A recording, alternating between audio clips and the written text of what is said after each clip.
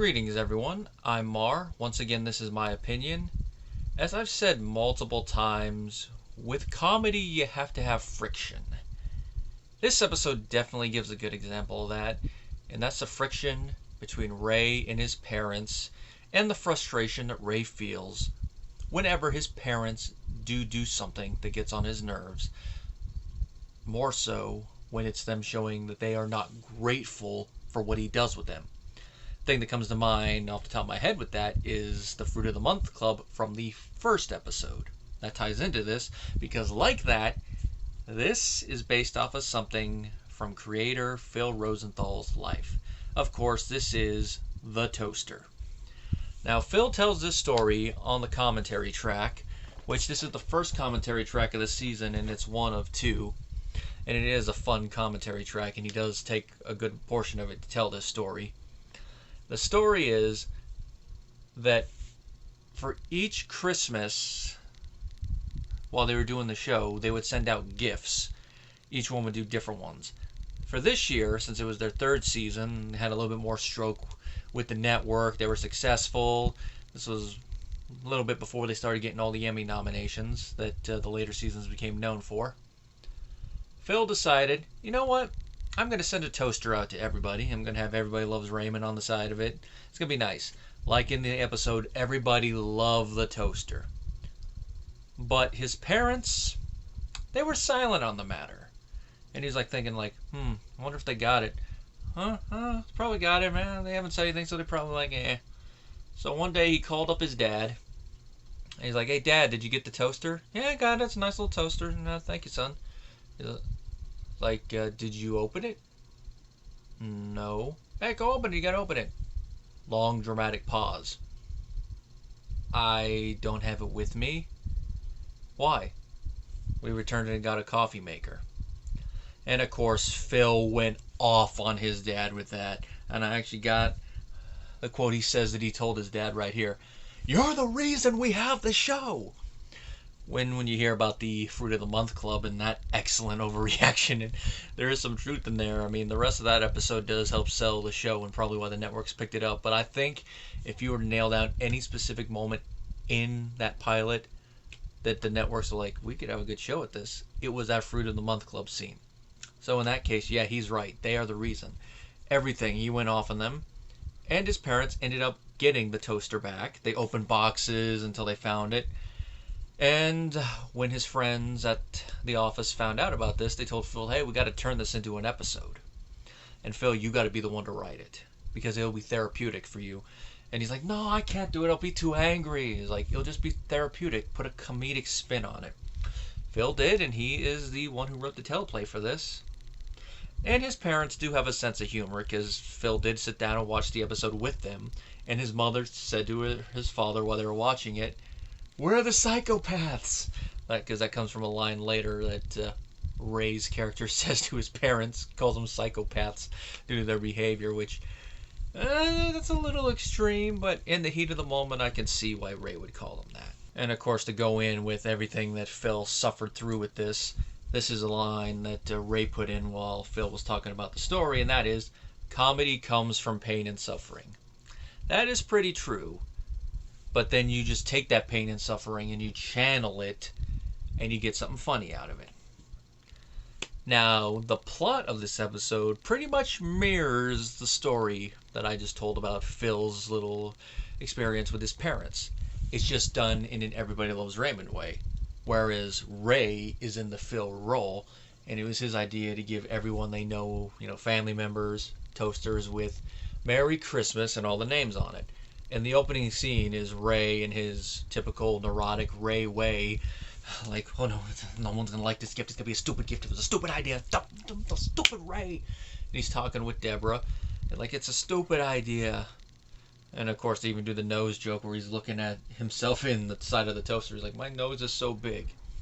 But of course, for the most part, Ray was worrying for nothing because everybody loves the toaster. Deborah's parents love the toaster. I mean, at first they're like, a toaster. But then when they see that it's engraved, they're like, oh. And considering how they are, a little artsy, they really love it for a different reason. And they're like, oh, we're going to put this on display. Robert, of course, loves it. I mean, there's that little jealousy thing in the one scene where he's talking with Ray at Deborah's parents, but you can tell that he does appreciate the thought that Ray put into it. And all the rest of their friends and family love it. But like Phil, Ray is wondering, like, it's been a couple days now. We haven't heard squat from my dad and mom. I wonder what that could be. Could it be they're actually mad because this was our year to be with your parents instead of them? Yeah, it's a Merry Christmas. So after a couple days, Ray goes across the street, talks with his parents, and we get that same revelation. And the way that Ray finds out is verbatim the way Phil found out. We don't have it with me. Where is it? Your mother wanted a coffee maker. And Ray goes off on Frank and Marie. I mean, he's gotten a little angry with them before, but he's never gone off on them like this. Even in that pessimist episode, he's like going full on rant. This is the angriest he's ever been with his parents. There's gonna be a couple other times where he gets this angry, like in the wallpaper episode, but this is the angriest he's gotten at his parents. I mean, he calls them a psychopath, as I said. Goes off on them. Didn't come from Bloomingdale's. Every time I try to get you something, it's never good enough. And they tried to defend it in the typical Frank and Marie way with like saying, it's something we should have used. We still have a toaster. It works. And it's a toaster that you gotta flip the bread in order to toast it. It's like, Marie, I know Frank can be a little, well, I wouldn't say thrifty. He can be cheap. Let's not sell it short. He's a cheapskate.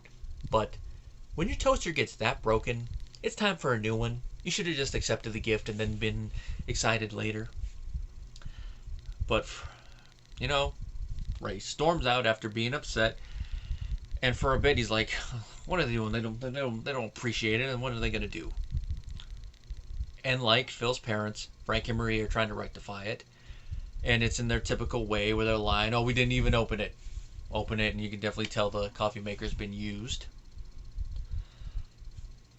And this whole thing of them trying to return the coffee maker, get Ray's toaster back, leads to one of my favorite Frank Barone moments. This is a moment that is in every single compilation video that they've ever used involving the character. And any tribute to Peter Boyle or the character of Frank Barone in general has this clip in it because it's that iconic. And it's one of many reasons why season 3 is my overall favorite. It's where him and Marie are butting heads like, can't you ever just be quiet?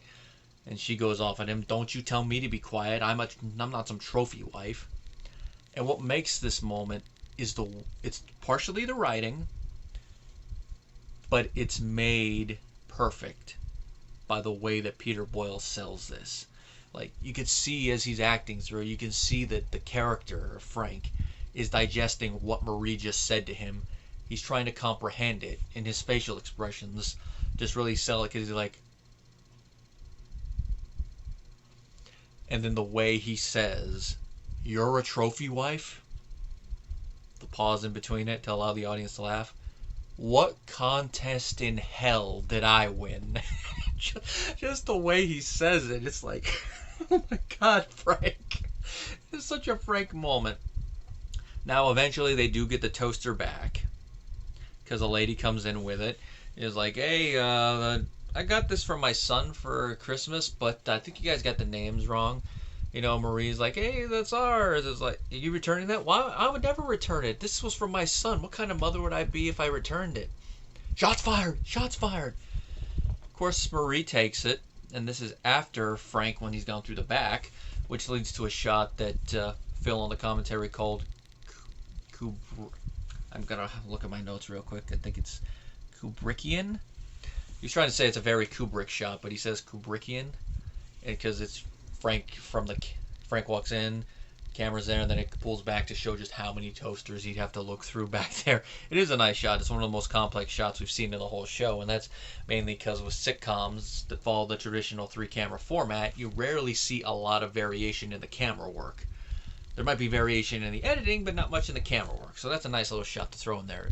It's cinematic for this moment. It does really sell the fact that they're in a giant store. And they get out of there, and the moment that Ray hears about it in the epilogue, he's like, they do care about me. So a nice little bit of dramatic comedy to end the episode on a little bit of a high note. Now, it makes me wonder if Phil felt that way when he found out his parents actually went back and got it, or if he was more like, yeah, that's what you should do. Now, in addition to our main cast, we do have a handful of supporting players. Of course, we got Katherine Helmond and Robert Culp in there as Warren and Lois. Nice to see them again in there for their brief little scene. We got Patricia Bouthine as the exchange lady, the lady at Bloomingdale's that Frank and Marie are mainly dealing with, the one that's like, why are we lying today? We got character actress Peggy Doyle as the elderly lady who returns it. May she rest in peace. And we got another appearance by Ray's real-life brother, Richard Romano. He plays a security guard. That's only in the end part where we see him in one shot, then another shot where he just gets to the desk like, what? Which, that kind of look looks familiar. I'm like, yeah, that's the look of when we show up to try to find out what's going on. But in an incident like this where someone's walking away with stuff, they wouldn't just let us walk up there. They'd be like, them, get him. But that's played for comedy, and in a comedy, security guards are usually stupid. Dun dun dun dun dun dun dun dun. Where did they go? Dun dun dun dun. Where did they go? And there's also some trivia that I got to mention about this episode that's interesting. Now, this is one I don't think I've ever noticed before, but it's an incident of what is seen can never be unseen. And it's something that I'm glad that Phil mentioned on the commentary, and that is that in the first scene with the toaster, where they're in the bedroom, you could see the set lights reflected in the metallic side as Ray's moving it. And I even noticed that he was looking at that. But Phil's like, that's one thing we couldn't really hide. Because the reflective surface, studio lights are above. As he's moving, it's going to get there. So it's one of those things he's unapologetic in. And you just got to get used to it. Oh, I get it. It's a nice little moment. I didn't notice it in any of the other shots with the toaster, but in that one where Ray's turning it, it's noticeable. And I don't think I've mentioned it so far in any of these videos. If I have, I'm sorry, but this is the first time I got to mention it here. But this is around the time Patricia Heaton was pregnant again. And around this time in the season is where they really had to try to start hiding it because she was starting to show. They would do the traditional things to try to shoot her from above if they could, or try to hide her behind stuff. In this episode, it's hiding her behind covers, hiding her behind other things. In the next couple episodes, they're going to have to have her with bigger things, have her wrap something around her, or try the film entirely from up above. They're trying to make it not so obvious, but if you look carefully, knowing that she was pregnant around this time, you could kind of tell she's a little larger down there than normal. And it's not like season 1 where it's like, hey, we can use this in a flashback. And other than mentioning that they replaced the opening with this one and made it a bit more dramatic, I don't think I mentioned this little thing, and I actually forgot about this story, but when they were filming the season 3 opening, Ray's stunt double, who also worked on Terminator 2 years before this, broke his nose for that role when he hit the door. Didn't suffer any serious injuries on Terminator 2, but for this one, he hit the door, my nose! And the fact that he was a stunt double for Ray, who was known for his very prominent nose and slightly nasally voice, it's kind of funny that he broke his nose. Another little thing I forgot was that Phil's father, Max, also cameoed in the show, kind of like how Ray's father, Albert, did, and they teamed him up, Albert and Max. I believe that his father's the one who's in that blooper in a later episode where after everybody leaves to go to the strip club, it's like, Albert, we're finally alone. I think by that point in their team up, they're like, yeah, let's think of something, the most ridiculous, fun thing we can. And that works. It's a nice little moment. They're two of Frank's background lodge buddies. Of course, in the commentary, they have to make it clear it's not Stan and Garvin. I think people would probably know that Stan and Garvin are not played by your dads. Of course, we all know Albert's first little cameo is as great uncle Gus's business partner. And that concludes this review. There's not really much else to say about it other than the writing spot on as one of my favorite Frank Barone moments. I just double checked. No, it sadly did not make the cut. It probably was very close on that one if I'm remembering my rationale from back then when I did that video. It would definitely be in the honorable mentions category if I had included that in the video, but I didn't. I didn't want to take up too much time with that.